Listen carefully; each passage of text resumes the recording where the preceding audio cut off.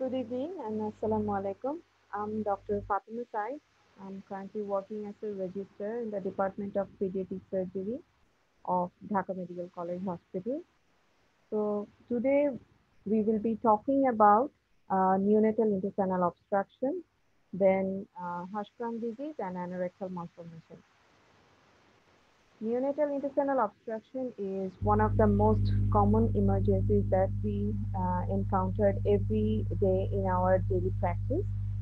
So আমরা যদিও মনে হয় যে নিওনেট হচ্ছে একটা অ্যাডাল্টের miniature version, but the pathology and the physiology are far different from the adult person.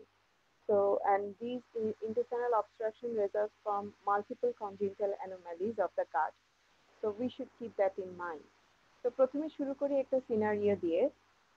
আমরা পেরিফেরিতে কাজ করার সময় অথবা ওয়ার্ডে কাজ করার সময় আমরা এরকম সিনারিও পেতে পারি, অথবা আমাদের রিলেটিভও ফোন করে আমাদেরকে বলতে পারে যে 5 বছরের একটা male baby who presents with bilious vomiting, no passage of meconium and abdominal distension. তো এই টাইপের একটা বাচ্চা যখন আসবে আমাদের কাছে, তো কি টাইপের কজ হতে পারে আমরা চিন্তা করব কিভাবে, সেটা মনে রাখার সুবিধার্থে আমি নর্মাল অ্যানাটমিক্যাল সাইট অনুযায়ী আমি বলতে চাচ্ছি। আমার এখানে দেখবেন যে হেডলাইনটা লেখা surgical cause of neonatal intestinal obstruction. Surgical cause ছাড়াও অনেক সময় সেপ্টিসেমিয়া, দেন ইলেকট্রোলাইট ইমব্যালেন্স অথবা মেটাবলিক কোনো অ্যাবনর্মালিটির জন্য বাচ্চা ইন্টেস্টাইনাল অবস্ট্রাকশনের ফিচার নিয়ে প্রেজেন্ট করতে পারে। তো আমরা কথা বলবো আজকে surgical cause of neonatal intestinal obstruction. তো প্রথমেই শুরু করি আমি ডিওডেনাম দিয়ে। ডিওডেনামে কি হতে পারে? অ্যাট্রেসিয়া বা স্টেনোসিস হতে পারে। As you can see in the figure, যে ডিওডেনামে mostly it involves the second part of the duodenum distal to the ampulla of bladder. তো ওই জায়গায় যখন অ্যাট্রেসিয়া হয়, তো proximal part of the duodenum become distended, which results in bilious vomiting. এটা আরেকটা খুবই রেয়ার কজ হচ্ছে অ্যানুলার প্যানক্রিয়াস। এছাড়া আরেকটা কজ আমি ডিওডেনামের সাথে কোরিলেট করতে চাই, although it's not originate from the duodenum, due to ম্যালরোটেশন।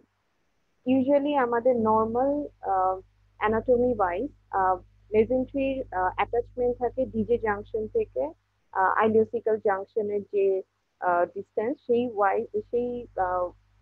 Distance wise হচ্ছে আমাদের একটা মেজেন্ট্রি অ্যাটাচমেন্ট থাকে, which is a wide base. যখন ম্যালরোটেশন হয় তখন DJ junction and ileocaecal junction almost পাশাপাশি চলে আসে বা কাছাকাছি চলে আসে।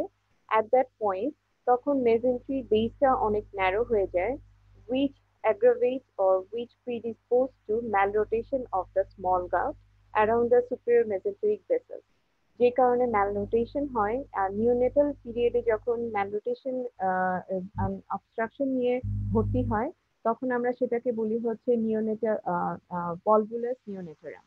তো ডিওডেনামের ক্ষেত্রে আমরা মনে রাখতে পারি atresia stenosis, then annular pancreas and malrotation, which leads to volvulus neonatorium. Then the jejunum and the ileum. Jejunum আইলিয়ামেও স্টেনোসিস বা অ্যাট্রেসিয়ার ইনভলভমেন্ট থাকে, যেটার এবং এটা এটা হচ্ছে আমি একটা ফিগার দেখাচ্ছি। বিভিন্ন টাইপের অ্যাট্রেসিয়া স্টেনোসিস ইনভলভমেন্ট থাকে আমাদের জেজুনাম আর আইলিয়ামে। And the terminal part of ileum is affected due to meconium ileus. Meconium ileus is a pathological condition where the meconium is become too much sticky or tenacious, যে কারণে it causes the blockage of the pathway of intestinal content, resulting in intestinal obstruction. Then comes the colon. কোলনে সবচেয়ে common যেটা আসে সেটা হচ্ছে Hirschsprung disease. Although the anatomy is fairly good enough, কোনো problem থাকে না, বাট এখানে ফাংশনাল অ্যাবনর্মালিটি থাকার কারণে হার্শপ্রাং ডিজিজ যেটা, এই কারণে আমাদের ইন্টেস্টাইনাল অবস্ট্রাকশন হয়। এটা ছাড়া কোলনে অ্যাট্রেসিয়া থাকতে পারে, অ্যান্ড ডিস্টাল কোলনে অনেক সময় মেকোনিয়াম প্লাক জমে থাকে, যেটার কারণে অবস্ট্রাকশন হয়, which results in meconium plaque syndrome. And last of all, the anorectal malformation. Either আমার এনাস অ্যাবসেন্ট অথবা এনাস জায়গা মতো নেই অথবা সাইজের ডিফারেন্সের জন্য আমার নিওনেটাল ইন্টেস্টাইনাল অবস্ট্রাকশন হতে পারে।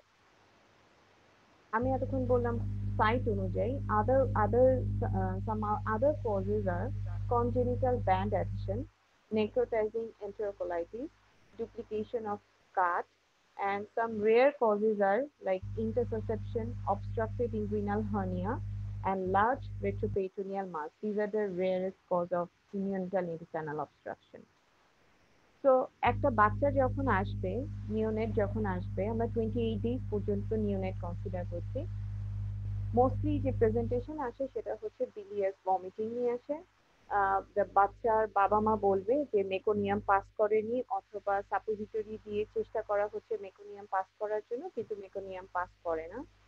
Also, there will be abdominal distension depending on the size of the obstruction. ডিওডেনামের ক্ষেত্রে যদি ডিওডেনাম দিয়ে যদি ইন্টেস্টাইনাল অবস্ট্রাকশন হয়, ডিস্টেনশন আমরা সেরকম পাবো না। কিন্তু জেজুনাম, আইলিয়াম যত ডিস্টাল পোর্শনে আমাদের অবস্ট্রাকশন থাকবে, ডিস্টেনশন আরো বেশি হবে। যখন আমি এক্সামিনেশন করব, আমরা অনেক সময় ভিজিবল পেরিস্টালসিস পেতে পারি। ডেফিনেটলি আমরা দেখব যে হার্নিয়াল অরিফিসের কি অবস্থা এবং কোনো অ্যাবডোমিনাল মাস আমরা পালপেট করতে পারি কিনা। And as a whole patient in general lethargic থাকতে পারে, ডিহাইড্রেটেড থাকতে পারে, কারণ অনেক সময় অবস্ট্রাকটিভ কজগুলো পেশেন্ট বুঝেন, পেশেন্টের মা বাবা বোঝে না, যে কারণে বাচ্চা বারবার বমি করতে করতে ডিহাইড্রেটেড হয়ে যায়, ইলেকট্রোলাইট ইমব্যালেন্স হয়ে যায়। এই কারণে আমরা পেশেন্ট অনেক সময় লেথার্জিক পেতে পারি, ডিহাইড্রেটেড পেতে পারি। And last but not least, we should look for the perineum, whether the anus is present or not, anus's size, position গুলো ঠিক মতো আছে কিনা এটা আমাদের দেখতে হবে। তো মোস্ট অফ দ্য কেসেস বলা যাবে না, বাট অনেক ক্ষেত্রেই নিওনেটাল ইন্টেস্টাইনাল অবস্ট্রাকশনের সাথে অ্যাসোসিয়েটেড অ্যানোমালিজ পাওয়া যায়। তো আমরা যখন এক্সামিনেশন করব বাচ্চাকে, তখন আমরা সেগুলো মাথায় রাখবো। ফর এক্সাম্পল ডিওডেনাল অ্যাট্রেসিয়ার সাথে ডাউন সিনড্রোম খুবই কমন। অ্যানোরেক্টাল ম্যালফরমেশনের সাথে রেনাল অথবা লিম্ব অ্যানোমালিজ আমরা পেতে পারি, অথবা ট্র্যাকিওএসোফেজিয়াল ফিস্টুলা পেতে পারি। যাই হোক, এটা আমি পরে বলছি। এবারে যখন আমরা নিওনেটাল ইন্টেস্টাইনাল অবস্ট্রাকশনের বাচ্চাকে পাবো, তখন আমরা সাথে অ্যাসোসিয়েটেড যে অ্যানোমালিজ কিছু আছে কিনা সেটা স্ক্রিন করব। So the management of the neonatal intestinal obstruction, প্রথমে বাচ্চাকে আমরা অবশ্যই রিসাসিটেট করব, যে পেশেন্ট শকে আছে কিনা, পেশেন্ট লেথার্জিক কিনা সেগুলো দেখব। ফিডিং অ্যাবসলিউটলি বন্ধ করে দিব, nothing by mouth. Then we will decompress the nasogastric suction dibo to decompress the gastric content, as well as IV fluid according to the body weight and age of the patient, and injectable antibiotics আমরা দিয়ে পেশেন্টকে prepare করব for further management, like laparotomy অথবা কি কি কারণে বাচ্চার obstruction হচ্ছে, সেটা ম্যানেজমেন্টের জন্য আমরা প্রাইমারিলি এভাবে রিসাসিটেট করব।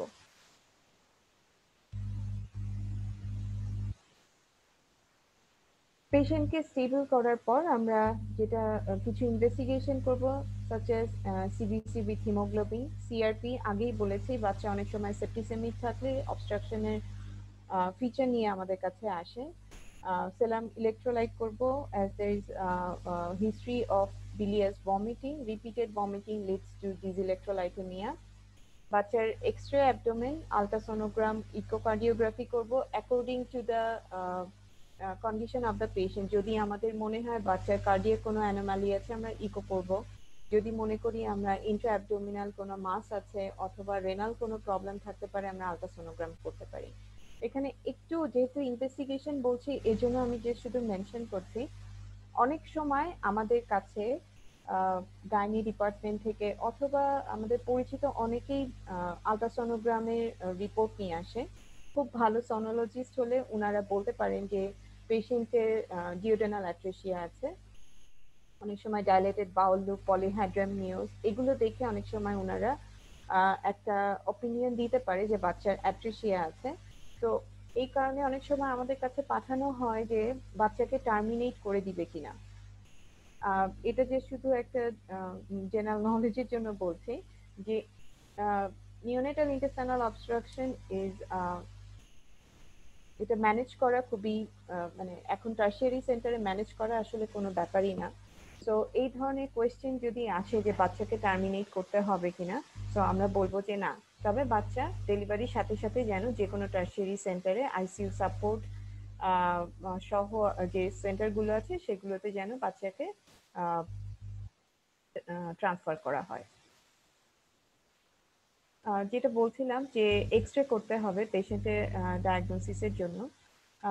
আমরা যখন এক্স-রে লিখে দিব বা আমরা এক্স-রে চাইবো তখন হচ্ছে বলবো আমরা plain x-ray abdomen in erect posture with both dome of diaphragm. Diaphragm include করব কারণ অনেক সময় বাচ্চার অ্যাট্রেসিয়া বা যে কোনো অবস্ট্রাকটিভ কজের আলটিমেট কমপ্লিকেশন হিসেবে পারফোরেশন হতে পারে। তো আমরা ডায়াফ্রাম যদি না ইনক্লুড করি আমরা ফ্রি গ্যাস শ্যাডো দেখতে পাবো না। And also we may include the contrast study of upper and lower GI tract. এখানে আমি দুইটা এক্স-রে ফিগার দিয়েছি। One is the left one is duodenal atresia. Duodenal atresia তে বলা হয় যে ডাবল বাবল অ্যাপিয়ারেন্স বলা হয়। সেটা হচ্ছে স্টমাকের একটা শ্যাডো পাওয়া যায় এবং ডিওডেনামের একটা শ্যাডো পাওয়া যায়। সো এটা খুবই একটা মানে typical feature most of the time পাওয়া যায় এবং এটা ডিওডেনাল অ্যাট্রেসিয়ার জন্য এই টার্মটা খুব ইউজ করা হয় ডাবল বাবল শ্যাডো, এই জন্য মেনশন করলাম। আমাদের যদি জেজুনো আইলিয়াল অ্যাট্রেসিয়া থাকে সেক্ষেত্রে আমরা মাল্টিপল গ্যাস গ্রিড লেভেল পাবো এবং আমরা দেখতে পাচ্ছি যে গ্যাস শ্যাডো নিচ পর্যন্ত যায়নি। So this is a features of neonatal intestinal obstruction. So that's all for neonatal intestinal obstruction. Uh, তো আমি আবার আমার ওই কোয়েশ্চেনটা রিপিট করছি। A 5-day-old baby presents with bilious vomiting with no passage of meconium and abdominal distension. So definitely it's a feature of neonatal intestinal obstruction. তো আমাদেরকে যদি জিজ্ঞেস করা হয়, আমি এখন এটা পরীক্ষার জন্য বলছি বা ভাইবার জন্য বলছি, তাহলে প্রথমেই আমরা যেগুলো বলতে পারি সেটা হচ্ছে Hirschsprung disease, anorectal malformation, meconium ileus, small bowel atresia, volvulus neonatorum, congenital band. এগুলো হচ্ছে আমাদের কমনলি এনকাউন্টার্ড কজ, এই জন্য আমি এই কয়েকটা কজ মেনশন করলাম, আর আগে তো রেয়ার যেগুলো কজ সেগুলো বলেছি। So that's all for neonatal intestinal obstruction. তো আমি অবস্ট্রাকশনের মেইন দুইটা কজ যে হার্শপ্রাং ডিজিজ আর অ্যানোরেক্টাল ম্যালফরমেশন, সেই দুইটা খুবই ব্রিফলি একটু ডিসকাস করব। First of all Hirschsprung disease. Hirschsprung disease অনেক সময় ডেফিনেশন জিজ্ঞেস করা হয়। So it's a developmental disorder of intrinsic component of enteric nervous system, which is characterized by absence of ganglion cell in the mesenteric and submucosal plexus of the distal intestine. যেহেতু আমাদের ganglion sell যেগুলো থাকে that's R responsible for the peristalsis. তো আমাদের যেই level পর্যন্ত ganglion sell present থাকে, এখানে আমি একটা লেফট সাইডে যেটা সেটা হচ্ছে নর্মাল গান। সাপোজ আমি যে এনসার্কেল করা সার্কেল এরিয়া, এই এরিয়াতে আমার গ্যাংলিয়ন সেল অ্যাবসেন্ট। তো আমার পেরিস্টালসিস গ্যাংলিয়ন সেল যেই পর্যন্ত প্রেজেন্ট আছে সেই পর্যন্ত আমার পেরিস্টালসিস হবে, এরপরে আর পেরিস্টালসিস হবে না। যে কারণে আমার এই রেড রেড যে জোনটুকু দেখাচ্ছি সেইটুকু এরিয়া আমার পেরিস্টালসিস হচ্ছে না দেখে যে গাট কন্টেন্ট গুলো সেগুলো এই অ্যাগ্যাংলিয়নিক পোর্শন পর্যন্ত এসে থেমে যাচ্ছে। আমার প্রক্সিমাল যে পোর্শন গ্যাংলিয়নিক সেগমেন্টের যে প্রক্সিমাল পোর্শন, সেই পোর্শন বারবার চেষ্টা করছে যে পেরিস্টালটিক মুভমেন্ট করে যেন কন্টেন্ট গুলোকে আমরা ডিস্টালি পাস করতে পারি। On the other hand, the distal end is not working, resulting in the dilatation of the proximal part and narrowing of the distal part. So this is the functional obstruction due to aganglionic portion of the intestine. Usually হাঁসফ্রাং এটা আমাদের দেশের exact data না, but as a whole its incidence is 1 to 5,000 live births. সেটা vary করে from country to country. এখন হাঁসফ্রাং disease কেন হচ্ছে, aetiology আমরা জানি যে গ্যাংলিয়ন সেলগুলো আসে নিউরাল ক্রেস্ট সেল থেকে। 13 to 14th উইকে যখন নিউরাল ক্রেস্ট সেল থেকে মাইগ্রেশন করে গ্যাংলিয়ন সেলগুলো এবং ডিস্টাল গাটে যায়, distal intestine যায়, there may be failure of the migration of the neural crest cell, or যারা ওই পর্যন্ত পৌঁছায় বা migrate করতে পারে, they fail to survive or proliferate, which results in aganglionic portion of the intestine. আমরা হাঁসফ্রাং ডিজিজে ইউজুয়ালি আমরা কয়েকটা সাবটাইপে ডিভাইড করি, ভাগ করে নেই। One is short segment, which involves the rectum and the sigmoid colon. এটা 80 to 85% কেসে আমরা এই ধরনের পেশেন্ট পেয়ে থাকি শর্ট সেগমেন্ট। লং সেগমেন্ট একটা আছে যেটা হচ্ছে মিড ট্রান্সভার্স কোলনে প্রক্সিমালি যদি থাকে, প্রক্সিমাল পোর্শনে যদি অ্যাগ্যাংলিয়নিক পোর্শন থাকে, then it is called the long segment. Sometimes unfortunately কিছু বাচ্চাকে পাওয়া যায় যাদের পুরা কোলন অ্যাগ্যাংলিয়নিক থাকে, সেক্ষেত্রে আমার পুরা সিকাম থেকে রেকটাম পর্যন্ত the whole gut would be aganglionic, also some part of the distal ileum. সেক্ষেত্রে আমরা যখন ল্যাপারোটমি করি তখন ডিস্টাল আইলিয়ামের কিছু পোর্শন ডাইলেটেড থাকে এবং রেস্ট অফ দ্য কোলন যেটা সেটা কোলাপস অবস্থায় পাওয়া যায় আমাদের। তো এই জিনিসটা একটু মাথায় রাখা দরকার যে short segment, long segment and total colonic aganglionic. এখন ক্লিনিক্যাল প্রেজেন্টেশন কি হতে পারে হাঁসফ্রাং ডিজিজের ক্ষেত্রে, এটা ভ্যারি করে অ্যাকর্ডিং টু দ্য এজ। অনেক সময় নিওনেটাল এইজেই আমরা হাঁসফ্রাং ডিজিজ পেয়ে যাই। একটু আগে যেরকম মেনশন করেছিলাম যে পেশেন্ট আসবে features of neonatal intestinal obstruction যেগুলো বলেছি, যে বলবে যে মেকোনিয়াম পাস করেনি। ইউজুয়ালি 90% কেসে বাচ্চারা 24 আওয়ার্সের মধ্যে মেকোনিয়াম পাস করে যায়। যদি 24 আওয়ার্সের পরে বাচ্চা মেকোনিয়াম পাস করে, আমরা সেটাকে বলছি ডিলেড প্যাসেজ অফ মেকোনিয়াম। দেন বাচ্চা হয়তো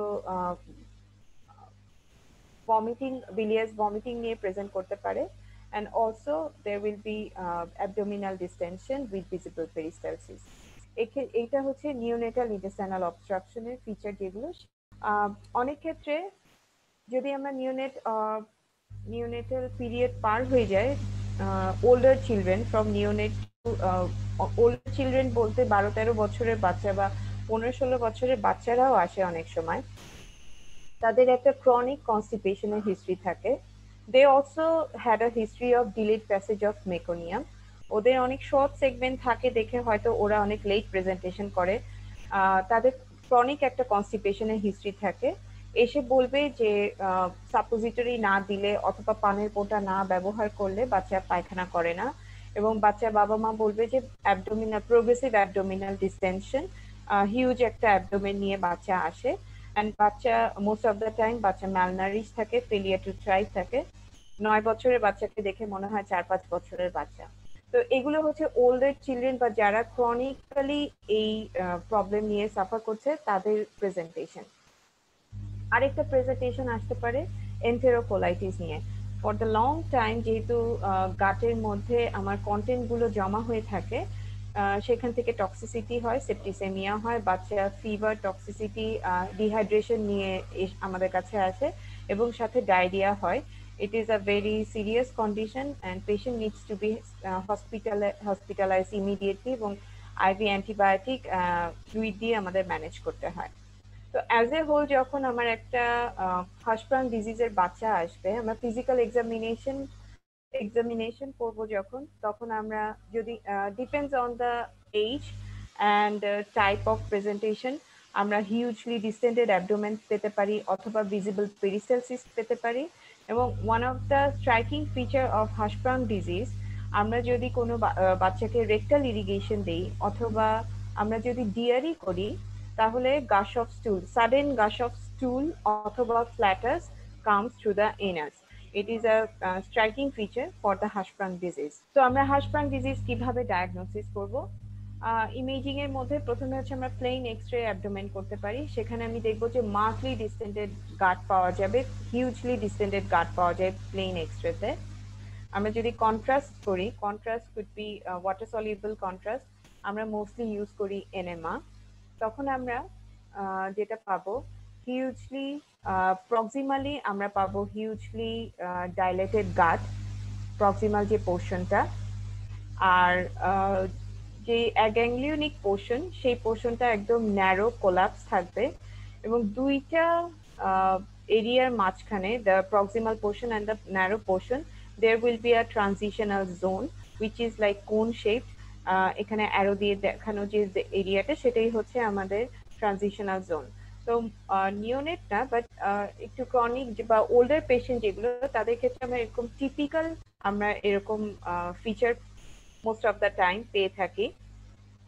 এবং আমরা যদি কন্ট্রাস্ট বা ব্যারিয়াম এনএমা করার 24 আওয়ার্স পরেও আবার একটা ডিলেড লেড ফিল্ম নেই, তখনও দেখব গাটের মধ্যে সব কন্টেন্টগুলো রয়ে গিয়েছে। So it's a feature for the Hirschsprung disease is grossly dilated proximal gut, narrow distal gut, cone-shaped transitional zone, and incomplete evacuation of the contrast in 24 hours late film. Hirschsprung disease prove করার gold standard method হচ্ছে rectal biopsy. আমরা dented line থেকে 0.5 to 1 centimetre উপরে নিব, কারণ এই পোর্শনটুকু এমনিতেই আমাদের অ্যাগ্যাংলিওনিক থাকে in a normal person. So আমরা 1 সেন্টিমিটার টু 1.5 সেন্টিমিটার ডিস্টালি নিব। সেখানে আমরা বায়োপসি নিয়ে যেটা দেখব সেটা হচ্ছে absence of ganglion cell and presence of hypertrophied nerve bundle in both submucosa and muscular layer. So আমরা ম্যানেজমেন্ট করব কিভাবে? যদি Hirschsprung disease neonatal intestinal neonatal পিরিয়ডে আসে অথবা অ্যাকিউট ইন্টেস্টাইনাল অবস্ট্রাকশন নিয়ে আসে, আমরা প্রথমে পেশেন্টকে রিসাসিটেট করব as I have mention earlier. পেশেন্টকে রিসাসিটেট করে আমরা রেকটাল ইরিগেশন দিব। যদি ইরিগেশন দিয়ে দেখি যে পেশেন্ট ইমপ্রুভ করছে না, বাচ্চার অবস্ট্রাকশন কোনোভাবেই আমরা ওভারকাম করতে পারছি না, then we go for colostomy. As I have mentioned earlier, যে most of the area is involvement হচ্ছে rectosigmoid area, আমরা ট্রান্সভার্স কোলোস্টোমি করি, করে আমাদের যে একটু আগে আমি যে দেখালাম যে ডাইলেটেড আমরা পারোপারেটিভ ফাইন্ডিংসও আসলে এরকমই পাই। ডিস্টাল গাটটা প্রক্সিমাল গাটটা আমরা হিউজলি ডাইলেটেড পাই, একটা transitional zone pi, and then there is a narrow zone, narrow distal unused gut. তো আমরা ট্রান্সভার্স কোলোস্টোমি করার সাথে সাথে আমরা বিভিন্ন এরিয়া থেকে কিছু বায়োপসি নেই এবং সেটা হিস্টোপ্যাথোলজিতে পাঠাই for further definitive surgery. Once we confirm the definite area, next আমরা কোলোস্টোমি করার পর বাচ্চা যদি ফিজিক্যালি ফিট থাকে, then we go for abdominoperineal pull through or transanal pull through. এবং আমরা পার অপারেটিভ যে এরিয়াগুলোতে আমরা বায়োপসি নিয়ে আসি, আমরা সেখানে সেলফ মার্ক দিয়ে রাখি টু আইডেন্টিফাই ফর ফার্দার যখন আমরা ডেফিনিট সার্জারি করতে যাই যেই এরিয়াতে আমরা গ্যাংলিয়ন সেল পেয়েছি। ফর এক্সাম্পল আমরা এই এক্সরেতে দেখাচ্ছি আমি, ফর এক্সাম্পল এই এরিয়াতে যদি আমি গ্যাংলিয়ন সেল পেয়ে থাকি, আমরা এই এরিয়াটাকেই আমরা পরে পুল থ্রু করে এনএসএ এনে অ্যানাস্টোমোসিস করে দেই, which is the healthy portion of the gut. Then আমরা 4 to 6 months পরে আমরা স্টমাক ক্লোজ করে দেই। আর যদি পেশেন্ট আমাদের অনেক ক্ষেত্রে আমরা 1 স্টেজ পুল থ্রু করি, সেক্ষেত্রে আমাদের ডাইভার্সন করা লাগে না। বাচ্চা যদি আর্লি প্রেজেন্টেশন হয়, গাট যদি খুব বেশি ডাইলেটেড না থাকে, বাচ্চা যদি কোনো টক্সিক ফিচার না থাকে, তাহলে আমরা 1 স্টেজ পুল থ্রু করি। Just I like to mention যে এখন Hirschsprung ডিজিজে আমরা ল্যাপারোস্কোপি ইউজ করি। So these all for the Hirschsprung disease. Our another important cause for neonatal intestinal obstruction is anorectal malformation. আগে আমরা অ্যানোরেক্টাল ম্যালফরমেশন বলতে আসলে বোঝাতাম শুধুমাত্র ইমপারফোরেট এনাস। এখন পর্যন্ত অনেকে শুধু মনে করে যে যদি অ্যানাস অ্যাবসেন্ট থাকে তাহলেই মনে হয় সেটা তাহলে হয়তো সেটাই anorectal malformation. But the anorectal malformation refers to the absence of anus or anus in abnormal position or size. anus অনেক সময় প্রেজেন্ট থাকতে পারে বাট অ্যাবনর্মাল পজিশনে থাকলে অথবা এটা সাইজ যদি অ্যাডিকুয়েট নর্মাল না থাকে সেটাকে আমরা অ্যানোরেক্টাল ম্যালফরমেশন বলি। অ্যানোরেক্টাল ম্যালফরমেশনের পেশেন্টদের সাথে congenital anomalies is very common. about 60% কেসে আমরা অ্যানোরেক্টাল ম্যালফরমেশনের সাথে আদার্স কনজেনিটাল অ্যানোমালি পাই। মনে রাখার সুবিধাতে আমি বলছি ব্যাকটেরিয়াল বলা হয়, V for vertebral, A for anal, C for cardiac, T for tracheoesophageal stenosis, then renal, then limb abnormalities. So আমরা যখন অ্যানোরেক্টাল ম্যালফরমেশনের বাচ্চা পাবো আমাদের মনে রাখতে হবে যে অ্যাসোসিয়েটেড আদার অ্যানোমালিজ গুলো থাকতে পারে।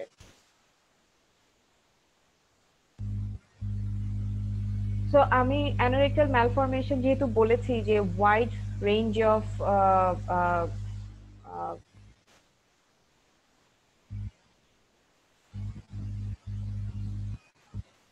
wide range of anomalies cover করে অ্যানোরেক্টাল ম্যালফরমেশন। আমি জাস্ট শুধু জানার জন্য বলছি, এগুলো ফিফথ ইয়ারে খুব বেশি দরকার হবে না বলে মনে হয়। প্রথম হচ্ছে মেলের ক্ষেত্রে there may be perineal fistula.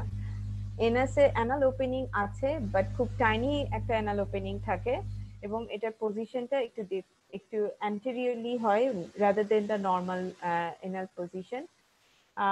then there is a anorectal malformation, imperforate anus থাকবে, but it also there is a fistulous communication with the urethra or the bladder neck. There might be imperforate anus, but there will be no fistula. Also, it includes the rectal atresia and some complex defect. Figure দিয়ে বোঝানোর একটু চেষ্টা করি। এটা হচ্ছে normal pelvis, আমাদের bladder, urethra, এটা rectum, এটা এনাস। এখানে যেটা হয় অ্যানোরেক্টাল ম্যালফরমেশনের ক্ষেত্রে ইন কেস অফ মেল, অ্যানাসটা যেসব ক্ষেত্রে ওপেনিং, যেসব ক্ষেত্রে ফিস্টুলাস ট্র্যাক থাকে with other part of the organ like bladder নেকের সাথে থাকতে পারে বা ইউরেথ্রার যে কোনো পোর্শনের সাথে আমাদের রেকটাম কানেক্টেড থাকতে পারে। So it's a type of anorectal malformation for male. Another one is perineal fistula, as I have mentioned earlier. যে perineal fistula এখানে anal opening থাকবে but it as you can see যে এটা একদম স্ফিংক্টারের মাঝখান দিয়ে আসছে না, একটু সামান্য একটু সামনের দিকে থাকে এবং বাচ্চা অনেক সময় এরকম প্রেজেন্টেশন নিয়ে থাকে। জাস্ট স্ক্রোটামের নিচের দিকেই দেখতে পাচ্ছেন আপনারা, স্ক্রোটামের নিচের দিকেই অ্যানাল ওপেনিং থাকে। মোস্ট অফ দ্য টাইম এইসব বাচ্চাদের ডায়াগনোসিস মিস হয়ে যায় কারণ বাবা মা বা আত্মীয় স্বজন মনে করে যে বাচ্চা যেহেতু মেকোনিয়াম পাস করছে so everything is in normal position and size.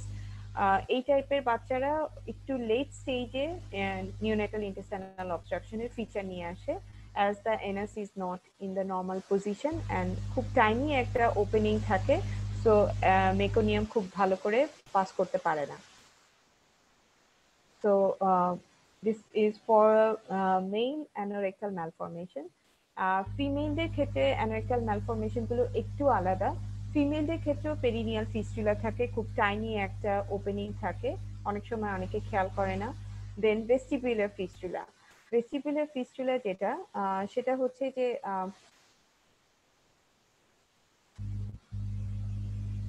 এখানে আমরা দেখছি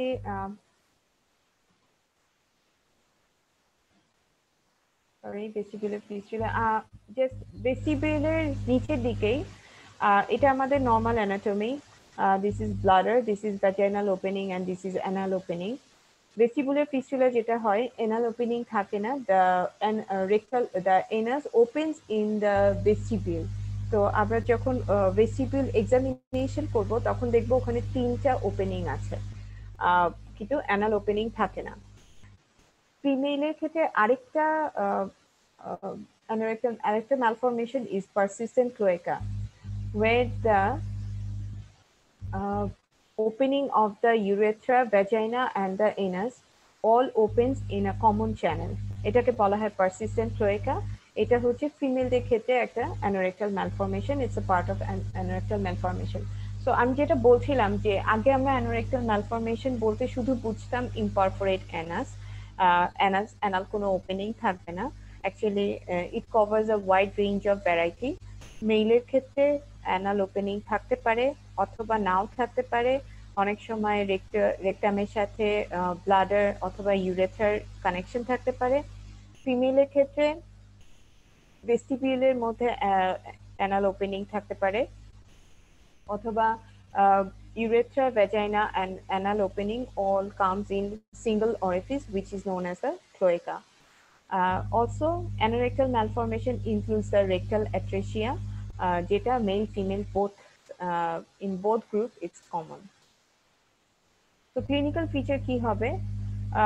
যদি একদমই অ্যানাল ওপেনিং না থাকে তাহলে বাচ্চারা নিউনেটাল ইন্টেস্টাইনাল অবস্ট্রাকশনের ফিচার নিয়ে আসবে। বাচ্চারা তো যেহেতু মেকোনিয়াম একদমই পাস করতে পারছে না, ইনফ্যাক্ট ফ্ল্যাটাসও পাস করতে পারছে না, বাচ্চাকে আমরা দেখবো যে bilious vomiting plus progressive abdominal distension নিয়ে আসবে, বাচ্চা লেথার্জিক বা ডিহাইড্রেটেড ফিচার নিয়ে আসতে পারে। যখন আমরা ফিজিক্যাল এক্সামিনেশন করব there may be chance of abdominal distension, patient septicemic ও হতে পারে। এবং যখন আমরা পেরিনিয়াম এক্সামিনেশন করব, it's a very very important factor for anorectal malformation. খুব ভালো করে দেখতে হবে যে আমাদের আসলেই অ্যানাল ওপেনিং আছে কিনা। এবং অনেক সময় যেটা হয় যে মেইলদের ক্ষেত্রে ইন কেস অফ মেইল যদি রেকটামের সাথে ব্লাডার অথবা ইউরেথ্রার কোনো কানেকশন থাকে, অনেক সময় বাচ্চা ইউরিনের সাথে মেকোনিয়াম পাস করে। So it's a leading point যে আমাদের মাথায় আগেই আমরা এটা নিয়ে রাখতে পারবো যে there is a chance of fistula and it's a high variety of anorectal malformation. Also female perineum যখন আমরা এক্সামিনেশন করব, আমরা ভেস্টিবিউল অ্যানাস যদি না থাকে আমরা ভেস্টিবিউল খুব ভালো করে দেখব যে থার্ড কোনো ওপেনিং আছে কিনা। In that case it would be a vestibular fistula.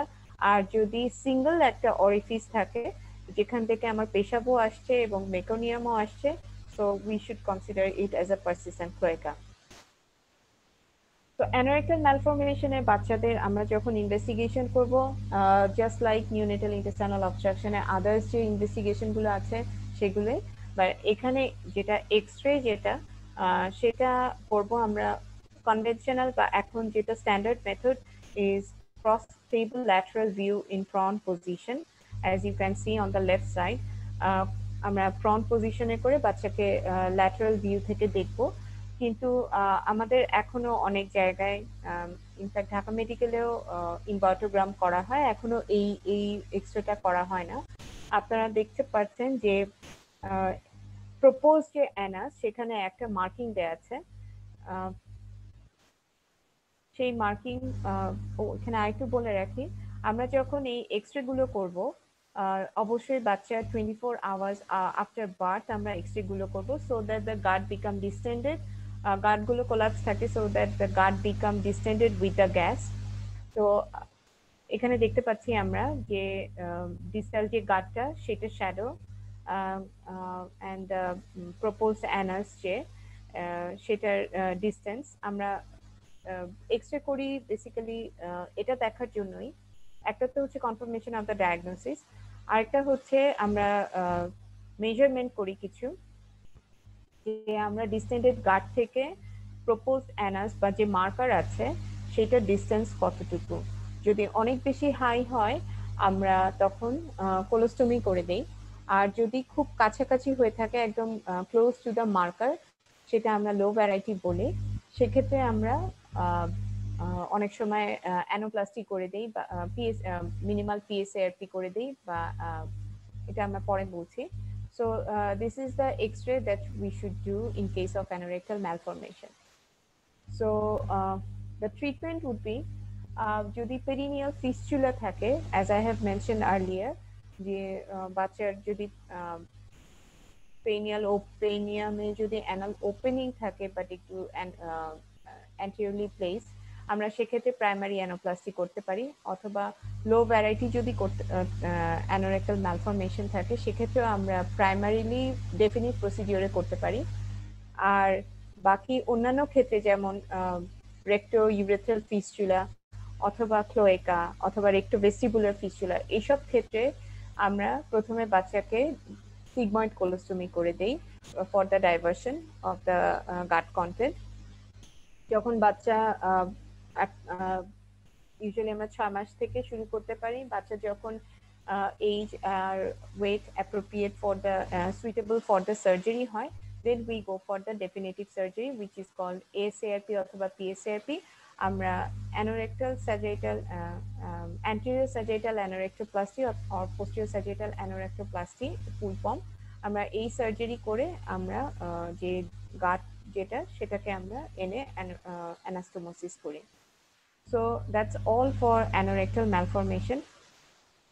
So what I want to mention in the last, যেটা আবার আমরা বলতে যাচ্ছি নিওনেটাল ইন্টেস্টাইনাল অবস্ট্রাকশনের কথা।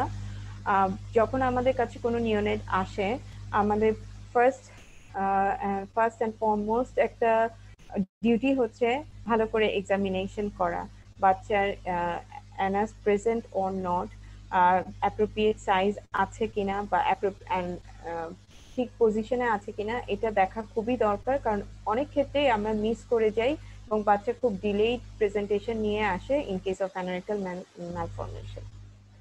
So that is all for anorectal malformation. Thank you. আপনাদের যদি কোনো কোয়েরি থাকে অথবা কোনো ফিডব্যাক থাকে প্লিজ শেয়ার করবেন। That's all from me. Ma'am, Hirschsprung ডিজিজে পুল থ্রু প্রসিডিউরটা যদি একটু বলতেন। আচ্ছা,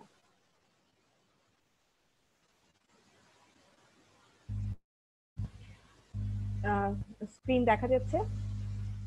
দেখা যাচ্ছে ম্যাম।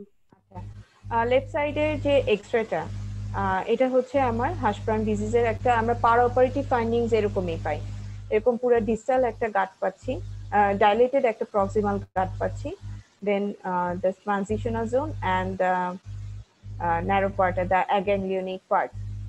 তো আমরা যেটা করি, আমরা ফ্রোজেন সেকশন বায়োপসির ফ্যাসিলিটিস দিতে পারি, অথবা আমরা আগেই যদি সিল্ক মার্ক দিয়ে আসি, আমরা অ্যাবডোমেন অ্যাপ্রোচে অথবা ট্রান্সঅ্যানাল অ্যাপ্রোচে আমরা পুল থ্রু করি। পুল থ্রু কি করি সেটা হচ্ছে যে আমরা গাটটাকে যে যেই পোর্শনটুকু আমার গ্যাংলিয়ন আছে সেই পোর্শনটুকু আমরা কেটে দিই, দেন আমরা এই হেলদি যে গাট পোর্শনটুকু আছে সেটুকু আমরা টেনে নিচে এনে এখানে আবার যে ডেন্টেড লাইন আছে সেখানে আমরা আবার অ্যানাস্টোমোসিস করে দিই। এটাকেই বলা হয় পুল থ্রু প্রসিডিওর। এটা ডিফারেন্ট টাইপ, পুল থ্রু প্রসিডিওরেরও বিভিন্ন প্রসিডিওর আছে, সোয়াবি অথবা ডুহামেল, সোয়ানসন। এটা যে শুধু নাম জানলেই হবে। তো আমরা এটা দুই ভাবেই করতে পারি, আমরা একটা অ্যাবডোমেন অ্যাপ্রোচে করতে পারি, অ্যাবডোমেনের থ্রুতে গিয়ে আমরা ডিজিজ পোর্শনটুকু ফেলে দিয়ে তারপর নিচে দিয়ে আমরা ট্রান্সঅ্যানালি আমরা হেলদি যে পোর্শন সেটা এনে অ্যানাস্টোমোসিস করতে পারি, ওর আমরা ট্রান্সঅ্যানাল অ্যাপ্রোচেও করতে পারি, সেক্ষেত্রে আমাদের অ্যাবডোমেন অ্যাপ্রোচে যেতে হয় না। ম্যাম, রেকটাল বায়োপসিটা কোথা থেকে নিব? ডেন্টেড লাইনের কত সেন্টিমিটার উপরে? ডেন্টেড লাইনে 1 সেন্টিমিটার স্পেয়ার করে আমরা তার উপর 1 to 1.5 সেন্টিমিটার স্পেয়ার করে তার উপরে নিব আমরা। আবার বেশি উপরে নিব না, কারণ অনেক ক্ষেত্রে যদি আমরা বেশি উপরে নেই আমরা অ্যাগ্যাংলিওনিক পোর্শন মিস করে যাওয়ার সুযোগ থাকে।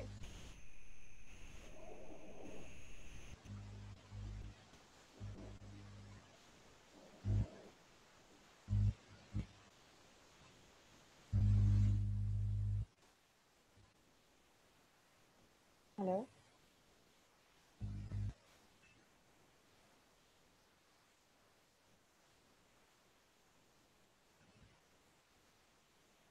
হ্যালো।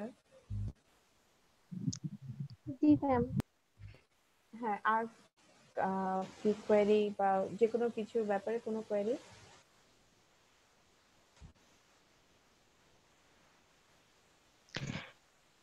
ম্যাম মনে হচ্ছে আর কারো কোনো কোশ্চেন নেই। আহ,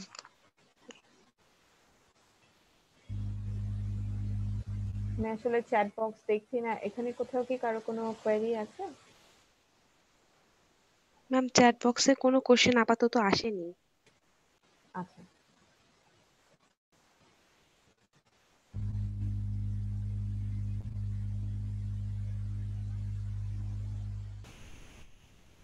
তাহলে কি শেষ করব? বা ফিডব্যাক কি পরে, কারো যদি কোনো ফিডব্যাক থাকে, কোনো কিছু কোয়েরি না হোক যে কোনো কিছু অ্যাড করতে হবে বা আরো কিছু জানার আছে ফার্দার।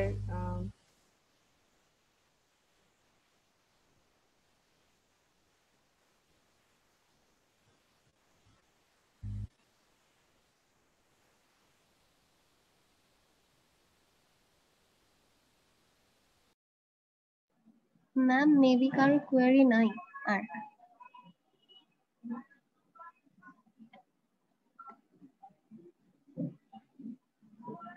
ম্যাম ম্যালফরমেশন নিয়ে একটু বললে ভালো হতো।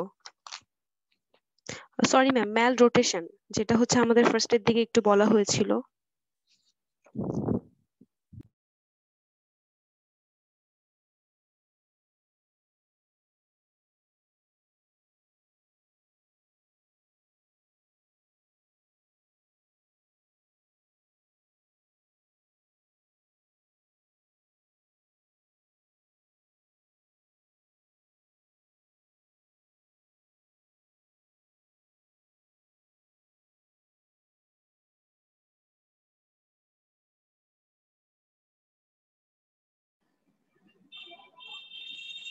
ম্যাম কি ডিসকানেক্টেড? আচ্ছা, আমরা মনে হয় ক্লাসটা শেষ করে দিই, ম্যাম মেবি ডিসকানেক্টেড হয়ে গেছে। আচ্ছা ঠিক আছে, আমি রাজীব ভাইয়াকে বলবো। বলো, অথবা মেবি ক্লাস শেষ করে দাও, ম্যাম মেবি ভাবছে ক্লাস শেষ হয়ে গেছে। আচ্ছা ঠিক আছে আপু। আচ্ছা।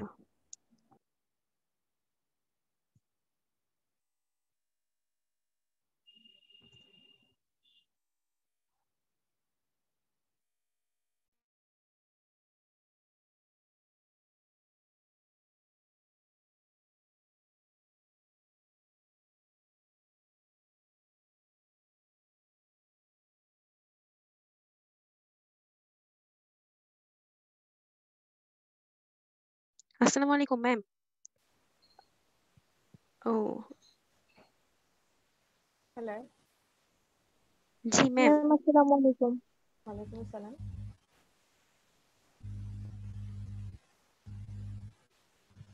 ম্যাম ম্যাল রোটেশন নিয়ে একটু জানতে চাচ্ছিলাম, ওই প্রথমে যেটা বলা হয়েছিল।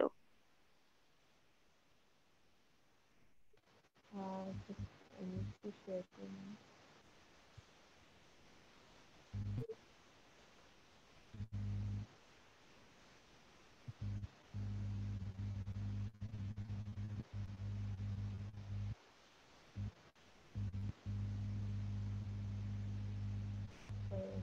একটু